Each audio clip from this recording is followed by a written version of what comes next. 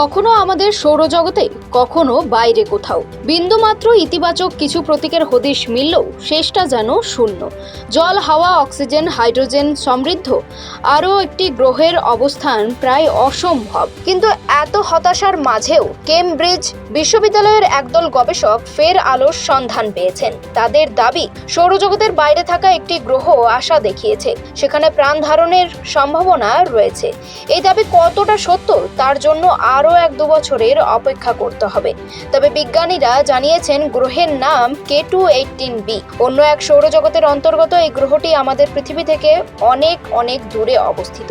তবে তার আবহাওয়ায় এমন এক রাসায়নিক বিক্রিয়া সম্ভব যা অতি সহজ উপায়ে তৈরি করে অণু। আর কে না জানে জৈব অণু আদতে প্রাণেরই লক্ষণ।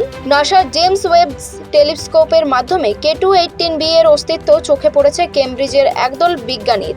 তারা জানাচ্ছেন এই গ্রহটি পৃথিবীর চেয়ে 2.5 গুণ ছোট, অবস্থান 124 আলোকবর্ষ দূরে, যে দূরত্ব মানুষ এক জীবনে অতিক্রম করতেই পারবে না। এর আকাশে একটি লাল রঙের সূর্য অর্থাৎ নক্ষত্র রয়েছে, তার চারপাশে ঘুরে বেড়াচ্ছে K2-18b।